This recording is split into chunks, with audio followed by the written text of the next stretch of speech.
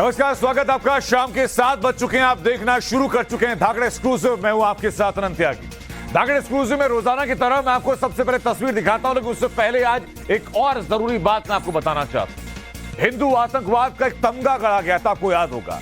उसी तमगे की आज असलियत सामने आ चुकी है। वो असलियत क्या है ये बताऊंगा मैं आपको, लेकिन उससे पहले जरा ये 4 तस्वीरें देखिए। जो भगवा आतंकवाद का एक नैरेटिव गढ़ा गया था, वो उस नैरेटिव की एक तय खोलने वाली तस्वीर मैं आपको दिखाऊंगा। दरअसल हिंदू आतंकवाद को लेकर बहस फिर छिड़ चुकी है। RTI activist Praful P Sharda ने एक आरटीआई दाखिल की, जिसमें उन्होंने कुछ राजनेताओं में तुष्टीकरण की राजनीति के लिए हिंदू या भगवा आतंकवाद शब्द गढ़ा है। उन्होंने कहा कि भारत में सक्रिय आतंकवादी संगठनों के विवरण की मांग की गृह मंत्रालय से। एक आरटीआई के द्वारा मंत्रालय से यह भी पूछा कि मंत्रालय के रिकॉर्ड के मुताबिक क्या 2006 के मालेगांव बम ब्लास्ट या किसी बम विस्फोट को, याद रखें, मालेगांव ब्लास्ट के बाद भगवा आतंकवाद का नैरेटिव गढ़ा गया था। तो पूछा गया गृह मंत्रालय से कि क्या कोई ऐसा शब्द, ऐसा कोई संगठन गृह मंत्रालय की सूची में है या नहीं है। गृह मंत्रालय ने कहा कि ऐसा कोई सूची में हमारे शब्द नहीं है। तो फिर यह शब्द आया कहां से और कैसे नैरेटिव गढ़ा जा रहा है। एक और सवाल पूछा गया इस्लामिक आतंकवाद को लेकर, उस पर गृह मंत्रालय का रिएक्शन क्या रहा ये बताऊंगा आपको, लेकिन पहले बताता हूं आपको आज की दूसरी बड़ी खबर। दिल्ली में आईएसआई का दंगा प्लान था, वो दंगा प्लान डिकोड हो चुका है। वो दंगा प्लान डिकोड कैसे हुआ ये मैं बताऊंगा आपको, लेकिन इस दंगा प्लान को डिकोड करने के पीछे जो सीधा कनेक्शन है वो इसी भगवा आतंकवाद से जुड़ा हुआ है। आईएसआई जो कि पाकिस्तान की खुफिया एजेंसी है, दिल्ली के अंदर एक अटैक प्लान कर रही थी किसी बड़े हिंदू नेता के ऊपर। कैसे दिल्ली पुलिस ने उस पूरे प्लान को डिकोड कर दिया और कैसे उस प्लान को फेल कर दिया। जो लोग पकड़ में आए, उनके पकड़ में आने के बाद उनसे फिर क्या क्या सवालात किए गए, उनसे क्या जानकारी मिली, आपको बताऊंगा। लेकिन अब सीधा रुख करते हैं आज की तीसरी बड़ी खबर का। आपको तीसरी बड़ी खबर की तस्वीरें मैं दिखाता हूं जरा।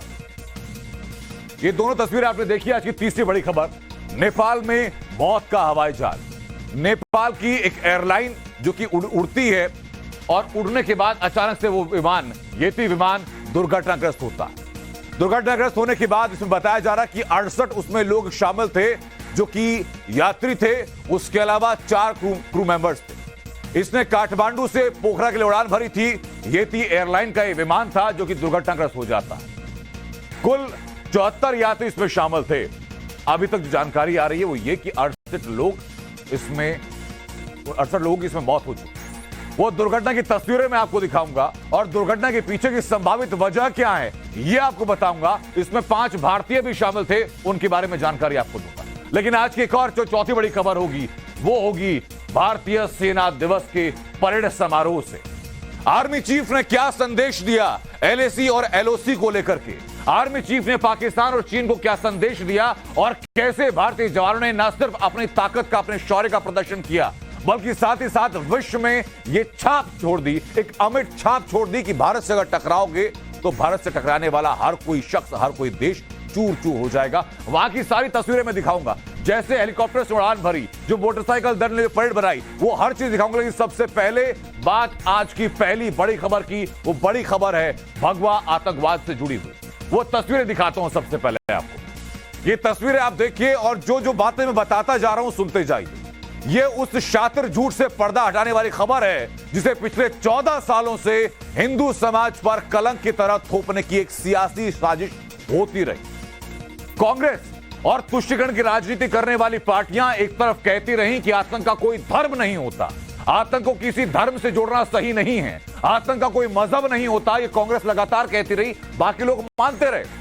लेकिन इसके पैरेलल एक और नैरेटिव दिया गया और कहा गया हिंदू आतंकवाद और भगवा आतंकवाद, ऐसे शब्द गढ़े गए, इनको उछाला गया और सिर्फ चुनावी फायदे के ने साफ कर दिया कि हिंदू आतंकवाद या भगवा आतंकवाद ना तो ऐसा कोई सरकारी शब्द है और ना ही अभी तक कोई हिंदू आतंकी संगठन का ब्यौरा गृह मंत्रालय के पास है।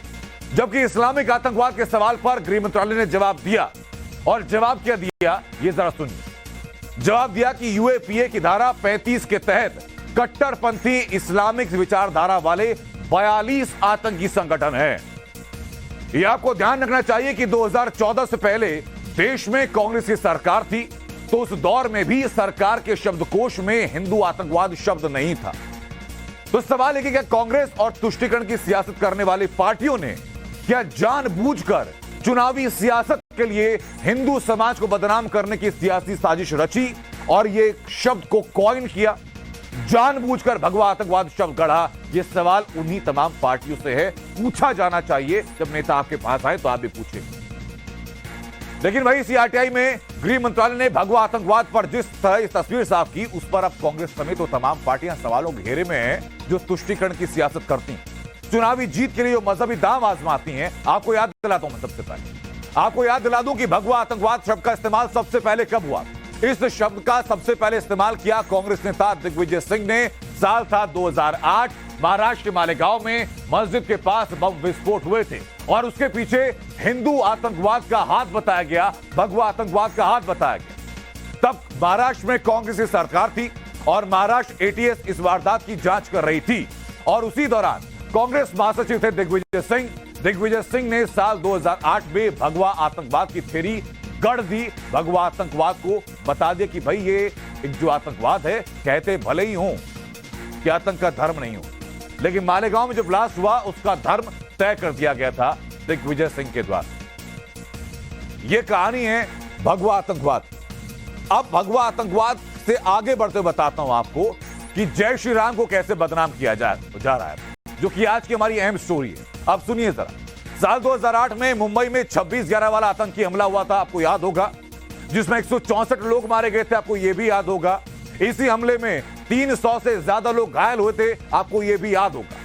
लेकिन आतंकी कसाब को जिंदा पकड़ लिया गया था उसी हमले में। चौंकाने वाला खुलासा क्या था? सबसे पहले जरा मैं आतंकी कसाब की वो तस्वीरें पहले आपको दिखाता हूं। कसाब की वो तस्वीर आपको दिखाता हूं, उसके हाथ में क्या बंधा हुआ है वो आप देखिएगा। उसके हाथ में खुलासा क्या हुआ कि उसके हाथ में हिंदुओं के हाथ में बांधे जाने वाला कलावा मिला। ये तस्वीर जरा देखिए आप, ये दिखाई पड़ रहा है आपको? एक कसाब के हाथ में हिंदुओं के हाथ में बांधे जाने वाला कलावा पाया गया था। और इसी के बाद यह सवाल उठा कि क्या हिंदुस्तान के मुसलमानों को भड़काने के लिए पाकिस्तान भगवा आतंकवाद की झूठी तस्वीर गढ़ने की कोशिश कर रहा था। और बड़ा सवाल यह था कि कांग्रेस आखिरकार क्यों इसे हवा देने में जुटी थी। तो सवाल कई है जिनके जवाब अभी तक नहीं मिल पाए। कांग्रेस में सिर्फ दिग्विजय सिंह नहीं, बल्कि सरकार में मंत्री रहे पी चिदम्बरम और महाराष्ट्र में कांग्रेस के सीएम रहे सुशील कुमार शिंदे ने भी जोर शोर से भगवा आतंकवाद का हल्ला मचाया था। और उसके बाद तो सीरीज आ गई ऐसे नेताओं की जो कि भगवा आतंकवाद के शब्द को कॉइन करते थे। लेकिन सबकी कलई खुल गई। आरटीआई एक्टिविस्ट प्रफुल्ल शारदा ऐसे सियासी चेहरों पर सीधे सवाल उठा चुके हैं अपने आरटीआई के द्वारा और आरटीआई से मिले उत्तर के द्वारा। क्या कहा इस आरटीआई एक्टिविस्ट ने? सबसे पहले आपको यह बता दूं, उन्होंने कहा कि जो लोग भगवा आतंकवाद बोलकर सनातन को बदनाम करने की साजिश रच रहे हैं, उन्हें बताते हैं कि असली आतंकवाद क्या होता है। लेकिन उससे पहले प्रफुल्ल पी शारदा का ये पूरा बयान पढ़ लीजिए जो आपकी स्क्रीन पर लगातार हम चला रहे हैं, क्योंकि ये जानना, ये समझना, ये पढ़ना आपके लिए जरूरी है कि कैसे धर्म को टारगेट करके अपनी राजनीतिक हित को साधा जाता है। और पिछले 14 सालों से 15 सालों से लगातार यही हो रहा है। लेकिन जो लोग भगवा आतंकवाद बोलकर के सनातन को बदनाम करने की साजिश रचते हैं, उन्हें बता देते हैं कि असली आतंकवाद दरअसल क्या होता है। मुंबई हमले में शामिल आतंकी अजमल कसाब के हाथ में कलावा बांधकर आया था ताकि भगवा आतंकवाद के एजेंडे को सेट किया जा सके और सनातन को बदनाम किया जा सके। लेकिन सच्चाई है कि आतंक के टारगेट पर सबसे ज्यादा भगवा, और मैं क्यों कह रहा हूं इसके पीछे की वजह आपको देता हूं। दिल्ली में आईएसआई ने पाकिस्तान को खुफिया एजेंसी, आईएसआई के इशारे पर आतंकी संगठन हरकत उल अंसार और खालिस्तानी टाइगर फोर्स ने जिस शख्स की हत्या की वो एक पक्का शिव भक्त था। उसके हाथ में त्रिशूल बना था, वो रोजाना शिव मंदिर जाता था। अब आप खुद सोचिए कि देश में क्या भगवा आतंकवाद है या आतंकवाद के निशाने पर भगवा है। और दिल्ली तक सीमित मत रहिए, आप याद कीजिए घाटी के अंदर जो हुआ, लोगों का आई कार्ड देख करके उनको गोली मारी गई। स्कूल के अंदर घुस करके जब आतंकवादी घुसे तो बच्चों के बीच में पहले टीचर्स को ढूंढा गया, टीचर्स का आई कार्ड देखा गया, जो हिंदू वहां पाए गए थे उनको गोली मार दी गई। तो यानी हर जगह धर्म को निशाने पर लिया जा रहा है। आप लाख आंखें बंद कीजिए, लेकिन आंखें बंद करने से आपकी सच्चाई बदलेगी नहीं। दिल्ली में शिव भक्त की हत्या के पीछे आतंकवादी की चाल क्या थी? पाकिस्तान और कनाडा में बैठे उनके आका क्या चाहते थे? इसका पूरा खुलासा करेंगे। लेकिन पहले आप यह समझिए कि हिंदू और हिंदुत्व के दुश्मन किस बर्बर तरीके से हत्याओं को अंजाम दे रहे हैं। सबसे पहले आप देखिए जरा आतंक की टारगेट में भगवा कैसे है। आप देखिए जरा कि शिव भक्त की गर्दन को रेत दिया, शरीर को 8 टुकड़ों में काट दिया, बर्बर हत्या का वीडियो बनाया और ये वीडियो बनाकर के साबित करने की कोशिश की जैसे आतंकी संगठन आईसिस का नाम आपने सुना होगा ना, आईसिस के पैटर्न पर इस हत्या को अंजाम दिया, लेकिन बॉडी से त्रिशूल का वो निशान नहीं मिटाया ताकि लोगों को संदेश जाए। लेकिन अफसोस की बात यह है कि हमारा पड़ोसी मुल्क इन आतंकियों की आकाओं को पाल रहा है, उन्हें मदद दे रहा है और बाद में कहता है कि आतंकवाद से पीड़ित खुद पाकिस्तान। लेकिन दिल्ली में शिवभक्त की क्रूर हत्या के पीछे आतंकवादियों का मकसद हिंदुस्तान में दंगा फैलाकर के अशांति पैदा करना है। अब ये जरा पूरा ग्राफ आप समझिए। पाकिस्तान परस्त आतंकी संगठन हिंदुस्तान की तरक्की से जलते हैं, वो हिंदुस्तान की एकता अखंडता को तोड़ना चाहते हैं और इसलिए भगवा को टारगेट कर रहे हैं। अब तक की जांच में चौंकाने वाला खुलासा यह हुआ कि इस साजिश के पीछे पाकिस्तान की खुफिया एजेंसी आईएसआई है। आप तमाम नाम देखते जाइए, जो जितने नाम हैं इन नामों को आप देखिए, जितने संगठन है आप उन संगठनों को देखिए, इनका जो एक सिरा जाकर कहीं जुड़ता है तो वो जुड़ता है पाकिस्तान के साथ।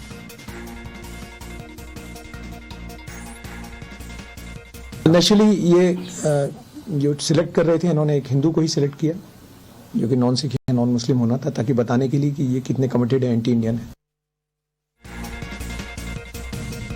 अब सवाल उठता है कि क्यों कंगाल पाकिस्तान आईएसआई को हिंदुस्तान में दंगे की साजिश रचने के लिए अरबों का फंड दे रहा है। तो खुफिया एजेंसी को जो इनपुट मिले उससे एक बात निकलकर सामने आई कि पाकिस्तान नहीं चाहता कि 2024 में देश में फिर वही सरकार बने जो पिछली 2 बार से लगातार बन रही है, और इसलिए आईएसआई अपनी साजिशों से भगवा को बदनाम करने की कोशिश में है और लगातार लगता यह भी है कि सनातनियों में डर पैदा करने की चाल, ये वही वजह है। तो आपको बता देते हैं कि कौन कौन सी ऐसी चाल हैं जिसके चलते ये लग रहा है कि अब पाकिस्तान की साजिश मुकम्मल करने के पीछे की मंशा क्या है। देश में दंगे कराने की साजिश है, धार्मिक उन्माद फैलाने का आदेश दिया जा रहा है, हिंदुओं की टारगेट किलिंग की जा रही है, आतंकियों के टारगेट पर प्रभावशाली हिंदू हैं। आपको उदाहरण देखिए, पंजाब में सुधीर सूरी की हत्या की गई थी, वीडियो बनाकर उन्माद फैलाने की साजिश भी की जा रही है। साजिश के तार पाकिस्तान की खुफिया एजेंसी आईएसआई से ही जुड़ते हुए नजर आते हैं और इस बात की तस्दीक खुद एजेंसीज भी कर रही हैं।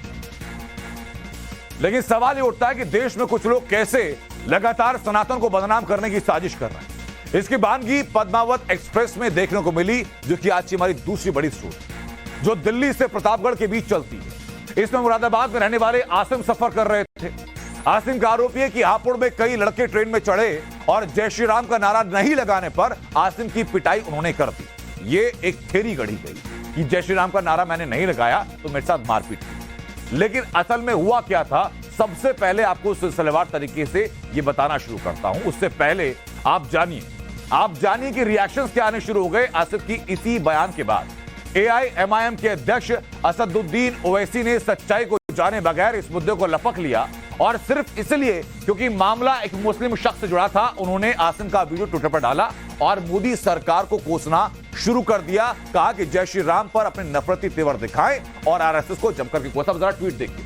असदुद्दीन ओवैसी ने ट्वीट किया और लिखा कि आसिम हुसैन को ट्रेन में पीटा गया, उनके कपड़े उतरवाए गए और उन्हें जय श्री राम नहीं लिखा। एक बात और ध्यान रखिएगा, असदुद्दीन ओवैसी ने जय श्री राम नहीं लिखा बल्कि जेएसआर लिखा है।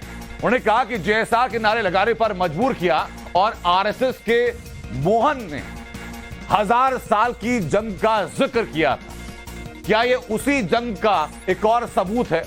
यूपी पुलिस और आरपीएफ को ट्वीट करते हुए कहते हैं कि वो इस पर सख्त कार्रवाई करनी चाहिए।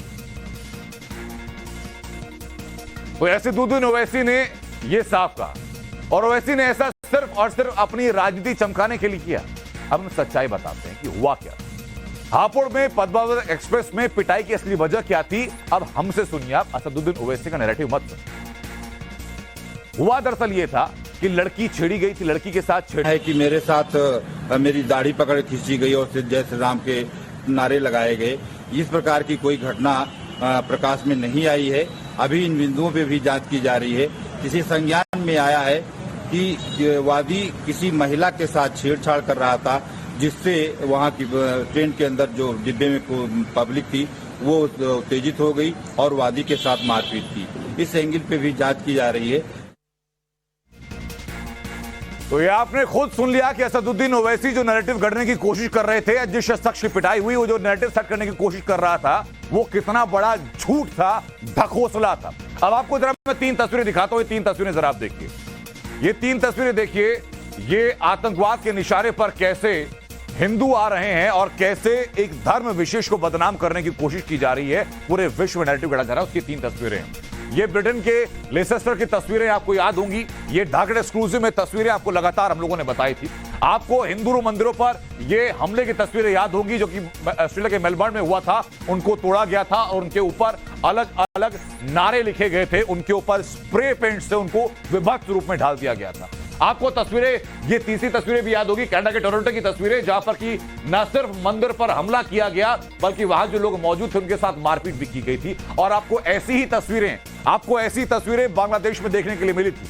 पाक अधिकृत कश्मीर से और पाकिस्तान के बलूचिस्तान से आपको अक्सर रोजाना ऐसी तस्वीरें सामने आती हैं जहां हिंदू मंदिरों को टारगेट किया जाता है। तो नैरेटिव क्या है पूरा, ये आप खुद देख लीजिए। और इस नैरेटिव को असदुद्दीन ओवैसी जैसे लोग कैसे हवा देते हैं जब ये कहता है कि मुझे लड़की के साथ छेड़खानी करने पर नहीं बल्कि जय श्री राम का नारा न लगाने पर मारा पीटा गया।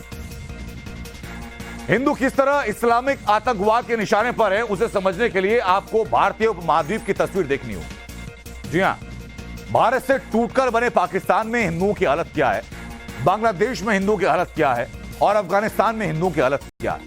तीनों देशों में हिंदू आबादी किस तरीके से घटी है, उसे समझते ही आपको इस्लामिक आतंकवाद का सच सामने आ जाएगा और भगवा आतंकवाद का झूठ भी आपके सामने शीशे की तरह साफ हो जाएगा। ये आंकड़े आपके सामने। बांग्लादेश में 1947 में आबादी क्या थी और 2020 में आबादी क्या हो चुकी है हिंदुओं की, ये आप आंकड़ों के जरिए सामने देखिए। पाकिस्तान में आपको वही हाल बता दिए, अफगानिस्तान में आपको वही हाल बता दिए, जबकि भारत के अंदर चाहे कोई अल्पसंख्यक हो चाहे कोई बहुसंख्यक हो, हर किसी को अपने यहां अपने हिसाब से रहने के लिए पूरी आजादी है, पूरी स्वतंत्रता है और सबको समान अधिकार भारत का संविधान देता है। लेकिन उसके बावजूद आप एक तरफ कहेंगे कि धर्म, आतंकवाद का धर्म नहीं होता, तो दूसरी तरफ आप हिंदू धर्म को निशाने पर रहने के लिए सीधा आतंक से जोड़ देते हैं। लोग सवाल पूछेंगे, पूछते रहेंगे, जवाब उन तमाम लोगों को देना होगा जो नैरेटिव कर रहे हैं। बहरहाल ये तस्वीरें आपने देखी, वापस लौटेंगे और फिर दिखाएंगे आपको कि नेपाल के एयरपोर्ट पर कैसे मौत का सायरन बज चुका था और कैसे ये हादसे थमने का नाम नहीं ले रहे हैं।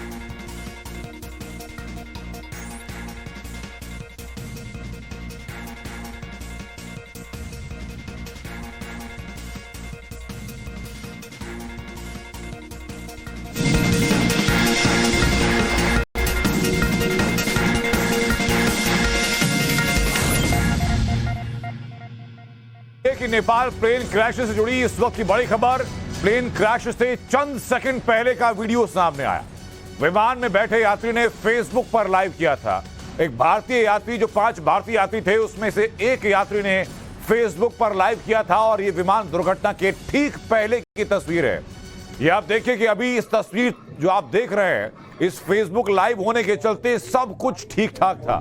ये टाइम्स ऑफ भारत पे एक्सक्लूसिव तस्वीर आपको दिखा रहे हैं कि जैसे ही प्लेन ने टेक ऑफ किया तो प्लेन के टेक ऑफ करने के कुछ देर बाद तक इंटरनेट कनेक्टिविटी आपके फोन में रहती है और उसी दौरान का ये फेसबुक लाइव है जो व्यक्ति वहां पर कर रहा था। एक भारतीय नागरिक, इसमें कुल 68 यात्री शामिल थे, इसमें बैठे हुए थे, इसमें कि 5 भारतीय बताए जा रहे हैं। उन्हीं भारतीय नागरिकों में से एक यात्री ने ये फेसबुक लाइव किया था जैसे ही इस प्लेन ने टेक ऑफ किया और इस प्लेन के टेक ऑफ करने के बाद जैसे ये फेसबुक लाइव हुआ, उसके कुछ देर बाद ये विमान दुर्घटना का शिकार हो गया और अब तक की सबसे विभत्स तस्वीर सामने आई, जहां अब तक लगभग 68 लोगों के मारे जाने की खबर आ रही है। टाइम्स ऑफ भारत का एक्सक्लूसिव वीडियो आपको बता रहे हैं। नेपाल हादसे के ठीक पहले का ये फेसबुक लाइव की तस्वीर और उसके बाद जो हुआ वो भी आपके सामने।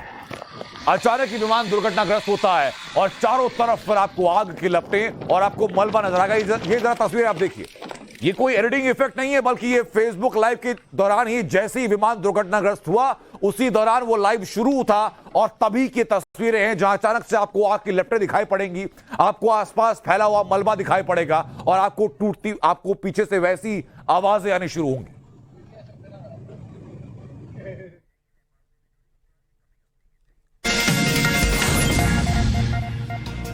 ब्रेक के बाद स्वागत आपका। अब आपको सीधा दिखाता हूं कि हमारी आज की तीसरी बड़ी खबर कौन सी है। तीसरी बड़ी खबर होगी नेपाल में जो हवाई हादसा हुआ उससे जुड़ी हुई। नेपाल में हुए इस हवाई हादसे की तस्वीर मैं आपको दिखाऊंगा, जिसे देखकर दुनिया दहली। दुनिया भर में पहाड़ की गोद में जो एयरपोर्ट और रनवे बने हुए हैं, वो आज की तारीख में सुर्खियां हैं और यात्रियों के बीच चर्चा का मुद्दा बने हुए हैं। नेपाल की राजधानी काठमांडू से पोखरा जा रहा विमान आज सुबह लैंडिंग के 10 सेकंड से पहले क्रैश हुआ। नेपाल के पोखरा में एक यात्री विमान दुर्घटनाग्रस्त हुआ, जिसमें 3 बच्चों समेत 68 यात्री सवार थे। विमान में 5 भारतीय नागरिक समेत कुल 14 विदेशी सवार थे। दुर्घटनाग्रस्त हुआ और अभी तक जानकारी के मुताबिक 68 लोगों की इसमें मौत हो चुकी है। उसका एक नाट्य रूपांतरण, ग्राफिकल तरीके से रिप्रेजेंटेशन कैसे वो हादसा हुआ, ये मैं आपको दिखा रहा हूं। अब आपको समझाता हूं कि हादसा क्यों हुआ। पोखरा में पहाड़ पर बने रनवे पर लैंडिंग के वक्त जानलेवा चूक हुई और विमान पहाड़ी से सीधा टकरा गया और टकराकर नदी में जा गिरा। आपको बता दें कि शुरुआती तौर पर हादसे की वजह खराब मौसम बताया गया। हादसे के बाद पोखरा एयरपोर्ट को बंद कर दिया गया, वहां पर हवाई सेवाओं को बंद कर दिया। नेपाल सरकार ने इस हादसे की जांच के आदेश दे दिए। जांच के लिए कमेटी का गठन कर दिया गया है और साथ ही साथ 5 सदस्यों की टीम इस कमेटी का गठन करेगी। कुल 45 दिन उनको दिए गए हैं।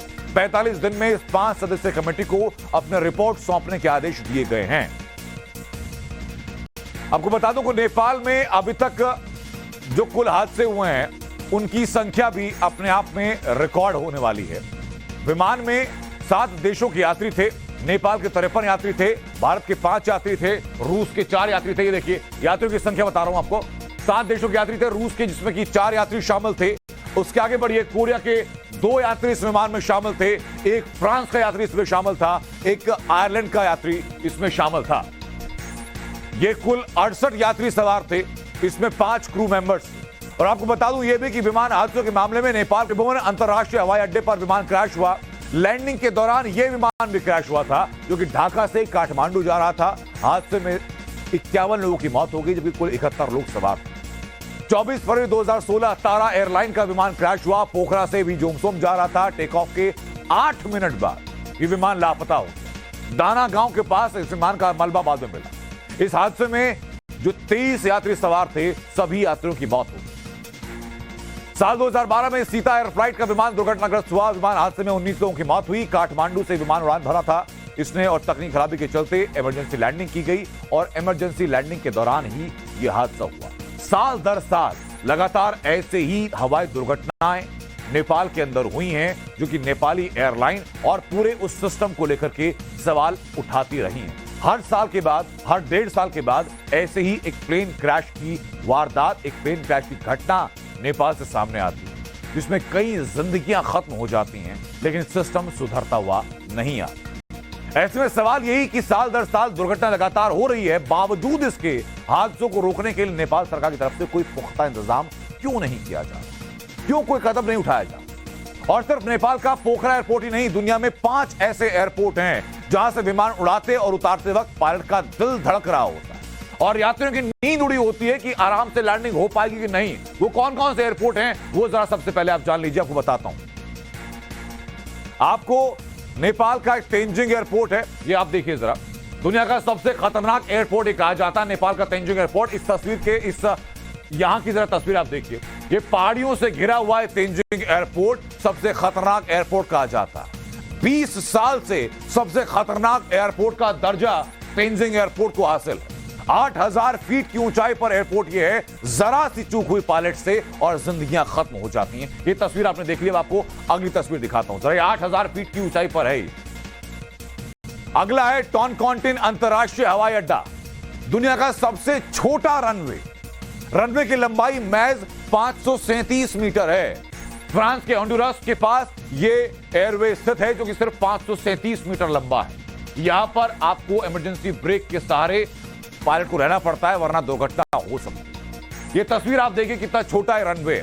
आगे देखिए, स्कॉटलैंड के 12 एयरपोर्ट की तस्वीर आपको मैं दिखाता हूं। नाम है 12 एयरपोर्ट। वो तस्वीर जरा देखिए, ये वो स्कॉटलैंड का 12 एयरपोर्ट है। समुद्र तट का ये रनवे है। समुद्र तट के रनवे के रूप में इसको इस्तेमाल किया जाता है। रनवे बेहद छोटा है इसका भी, और स्कॉटलैंड के पास एक द्वीप है, 12 द्वीप, वहीं पर ये रनवे स्थित है।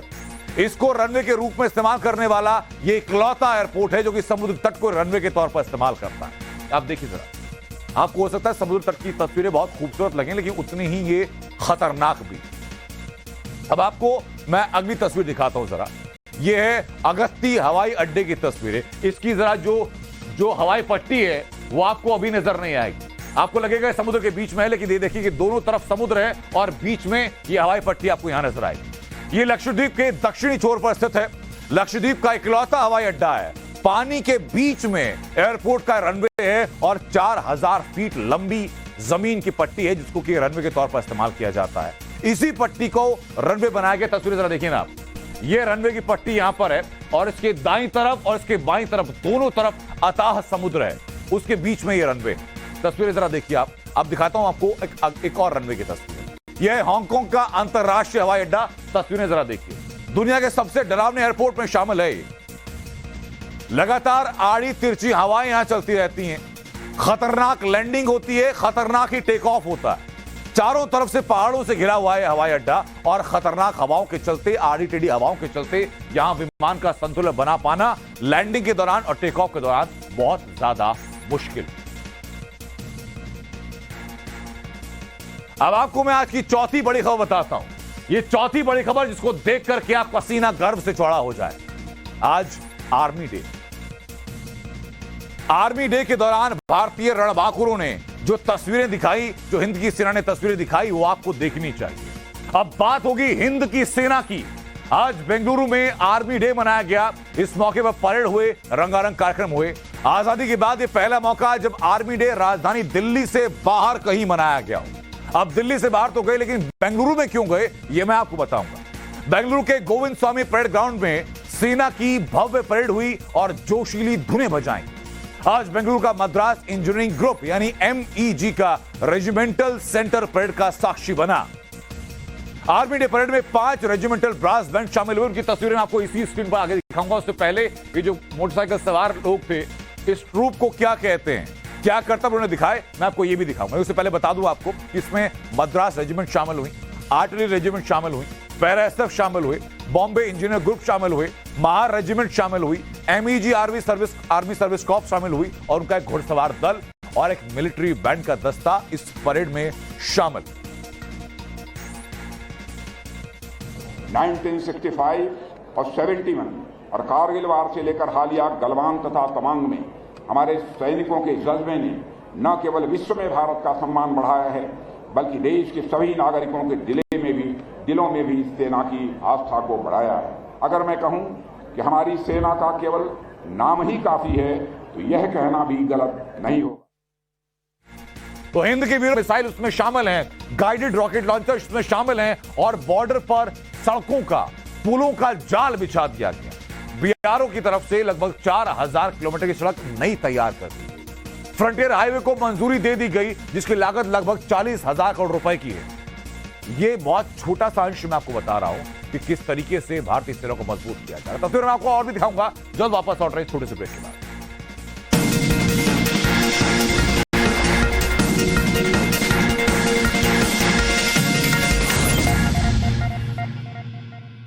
आज तबीयत ठीक नहीं